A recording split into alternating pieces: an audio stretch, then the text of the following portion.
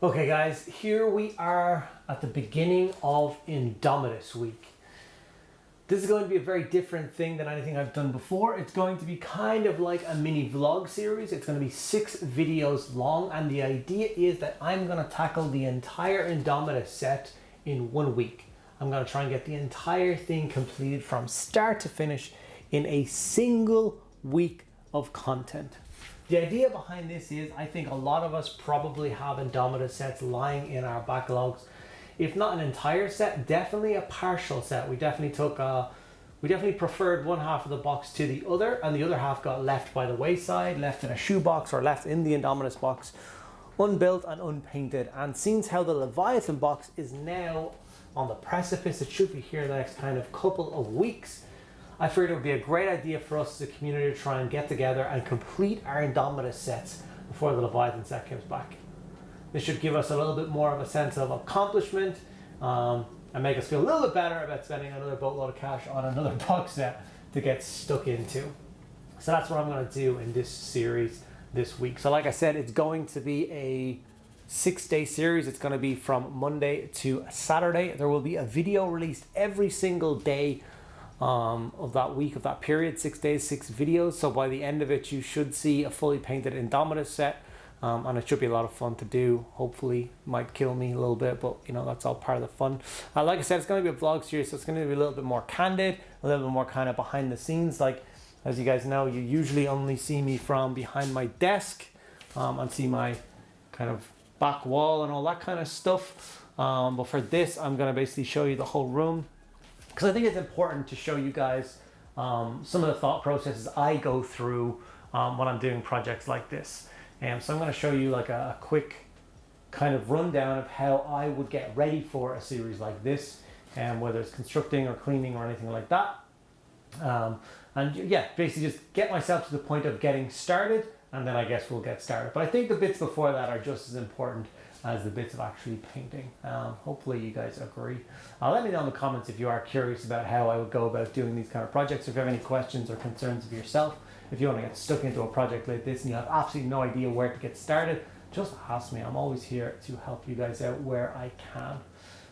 So like I said at the beginning, right now, the room is an absolute tip.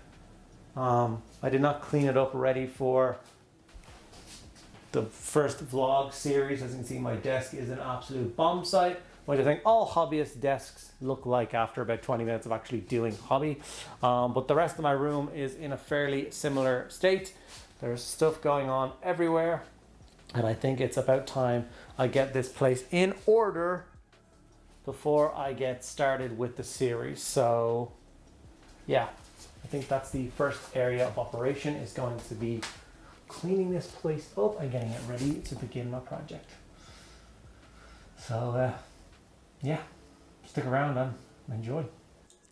And as you can see, my desk was indeed an absolute state. So that was the first point of call, was to get this thing cleaned up and tidied up.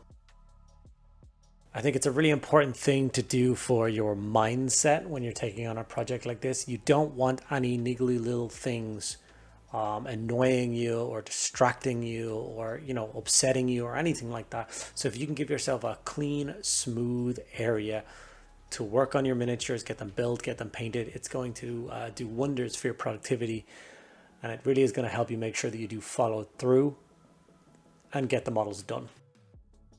I'm a big fan of getting your workstation kind of cleaned up and ready for big projects. I like to do at least a weekly clean on my desk, just to set myself up. I usually do it on a Sunday to set myself up for all the content I'm going to create over the next kind of couple of days, ready for Monday morning. So when I get up for work Monday morning and sit down at that desk, I'm nice and relaxed and calm. That goes for the rest of the workspace as well. I mean, things have a habit in this hobby of just building up and going all over the place, and just, you never have enough storage, you never have enough places to put everything. It's always just a, you know, you clean, and then all of a sudden there's another thing that enters the room, and then you don't have a space for that, and it just builds up until it's a nightmare. So you then have to kind of play Tetris in your war room for a little bit, getting everything neat and tidy and ready for the project. So this is what I was going through here, getting everything ready for the video itself. So this was me getting the Necrons all sprayed, same as the Space Marines, making sure I have all my protective gear on. All the models got sprayed black, but then the Space Marines also got a zenithal of Grey Seer, and that's basically me ready to start the video. Okay, so I come back to you now. It is about 10:30. The first recording was about 8 o'clock, so it took me about 2.5 hours to kind of prepare everything and get it ready. That includes, like I said, getting my desk organized and ready to be sat at and worked on. It also includes all of the miniatures for this, I don't know what you call it, challenge. Ready to rock and roll. So like I said, it is going to be the Indomitus set. And I have all of the Space Marines here, fully built, and I've gotten them done with their 2 stages of spray, the black and then the zenithal of Grey Seer that I did show you on camera because I get asked in every video how the hell I do it. It's very simple. It gives a really nice result. Not that it'll focus on that when there's so much on it. All of the Necrons are still on the kind of board thingies because it's actually the Necrons that I'm going to focus on. Why will it not focus on anything I want to do? It's actually the Necrons I'm going to focus on in the video today.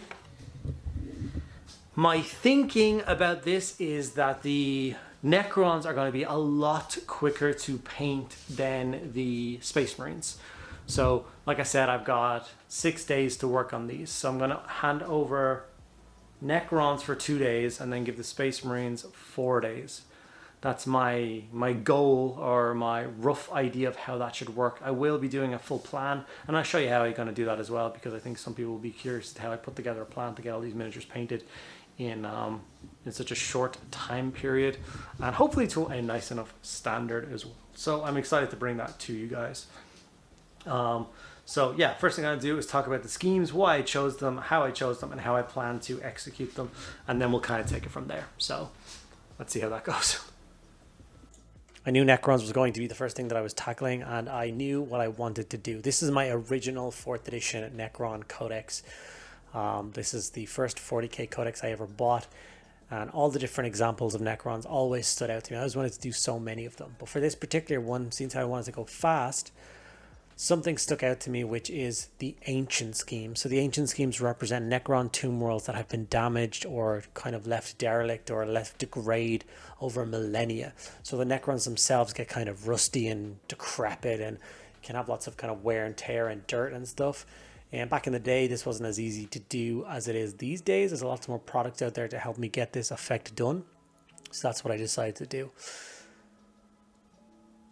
Like I said, with a big project like Indomitus, I knew the Space Marines were going to be the lion's share of the work.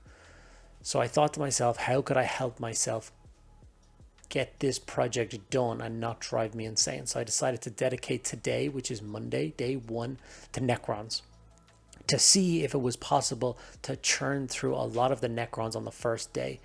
Basically, what I'm trying to do is maximize the amount of time I'm going to spend on the Space Marines. I talk about it at the end of the video, the idea of the Space Marine models being a lot more detailed, but a scheme like the one I'm doing here for the Necrons really is only about 5 or 6 steps. So it allowed me to churn through a large quantity of miniatures in quite a short period of time, which I think for a lot of us is an important thing to do. I've talked about this with the idea of the Leviathan box set. I've done 6 paint schemes now on my channel for how to paint Tyranids, because I thoroughly believe they're going to be the least popular part of that box set. Now, don't get me wrong when I say that. I don't mean that the Tyranids are not going to be loved. The models are absolutely stunning, and I am super excited. I just think the majority of people picking up that box set will be more excited to start on and get stuck in with the Space Marines than they will the Tyranids. That leads me to believe that there will be a large quantity of Tyranid miniatures that, like the Necrons in this box set, will go unloved, left abandoned or discarded or whatever. And that's why I did those 6 really fast Tyranid schemes. I want to give people a heads up and a boost up at the very start of the project that they can get those Tyranids done in a day or 2. And I always think that you will feel better about yourself if you do manage to follow through and get them done, instead of just every now and again you stumble across that box, open it up and see that mountain of Tyranid sprues and just kind of huff to yourself and then close the box and shove them back under there, tell yourself you'll get around to them or you'll give them to somebody that will use them more. I think they should be the first thing people tackle. I think they should get them off their backlog, or never let them get onto their backlog, because armies like this, Tyranids and Necrons, can be done so fast if you use the right scheme. Like, as you can see here, all I've done on these Necrons so far is I've airbrushed them all brown. That was just to save myself a little bit of time in the morning, but you can of course just brush on brown. I didn't do any crazy zenithal or any directional airbrushing. It was just to get a solid coat of paint. Onto them. After that, all I did was stipple on Rise of Rust and then dry brush it Lead Belcher. 3 paints gave me the result you just seen on screen there. It takes absolutely no time at all. And that's what I think people can achieve with the likes of the Tyranids. Let's get them done. Pick a nice, simple scheme. Maybe you're the 6 that I've shown off, and get them done.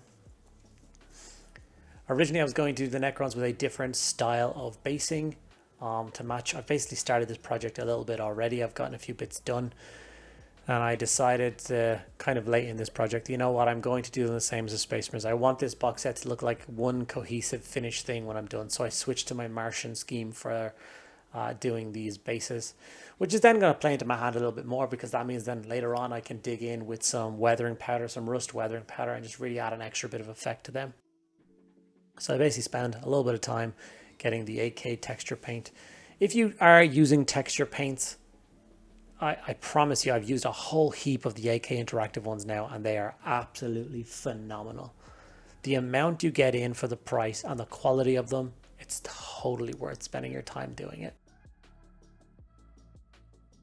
As you can say, with minimal effort, my Necrons are already at this stage. Basically, the metallics are done, and all we have to do work on is the glow effect, the Necron glow effect. And once again, I'm not gonna try and do, you know, a crazy technique to get it done. All I'm using is Pro Acryl Pure Titanium White. I'm painting that onto every single piece of a Necron that's supposed to glow. So most of them, it's just their weapons and eyes.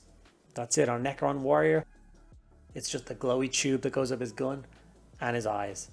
That's literally it. On this guy here, the in-between of his blade is meant to be glowing blue or glowing green. So what I did was I put quite a wet coat of the Bold Titanium White into all of the recesses, and then I used my thumb to wipe it away. So only the recesses are going to be left that pure white. So that when I put a green contrast over the blade in a minute, it's going to tint the black parts a little bit green. It's going to look really cool. But then the white parts are going to be like glowing energy in between. And then also remembering not to miss your eyes. From here, I just threw contrast orange all over the base. I do like to put texture paint on, then apply contrast, and then a couple of dry brushes to really set it off. You can just leave texture paints simply as a single coat, clean up the rims and add a grass tuff if you so wish, but I like to go a little bit further with bases. I think it matters to get them done to this standard. This was a particularly long day for me. Like it's I think I was painting for 10, 12 hours straight to get these Necrons done. But then also take out all the time it takes to record the different angles and trying to figure out what I'm supposed to record for a vlog and not a painting video. I'm also trying to fight the urge here to tell you guys every step that I'm doing, because this isn't a painting video as such. It's a journey of me trying to get this box set done. Here's me putting the Karandras green contrast on all the different glowy green bits that I painted white previously. As you can see, I've got YouTube plugging away in the background. I'm literally watching every other creator's weekly videos, which is what I do every week. I like to support them all. It's great to steal ideas from as well, but you know. And here I am dry brushing up the base. I start with a bit of Rise of Rust again, just to help kind of follow the theme and the tone of the miniature as well as the base. And then it just gets a little dry brush of bone, and the rims get blacked. And then that's the base is done. So you can see this is the bone stage, and all you need is a few quick kind of brush strokes to get through it. Like I said, I'm going to make a plan tomorrow on how I'm going to tackle the Space Marines. I knew exactly what I wanted to do with Necrons. I knew I was going to tackle the entire Necron project in one big lump. But I know that's not the case with the Space Marines. I'm going to pick, you know, a certain amount of models each day and stick to those. So I'll probably start with maybe just trying to get all of the Assault Intercessors. If I could do all 10 Assault Intercessors tomorrow, that would be almost half the number of models that I need to paint all done. That would be a huge chunk of work completed. So like I said, I will show you the plans, and I'll talk you through the ideas and where these plans come from and how I'm going to break it down. And hopefully this will help you guys to either make sure you get your Leviathan box sets done, or help you get your Indomitus box sets done before Leviathan hits the shelves. Okay. I started this day at 7 o'clock this morning. I started officially working by 8 o'clock this morning, and it's now about 8 o'clock at night. So I've been going for 12 hours straight working on the first day of the Indomitus week. The reason I pushed myself so hard today is I reckoned if I did push myself really hard, I could bash out the Necrons in a single day. And that was the goal I set myself. If I get the Necrons out of the way in one day, that leaves me 5 days to paint the Space Marines, which are much more detailed models. So let's find out how I got on.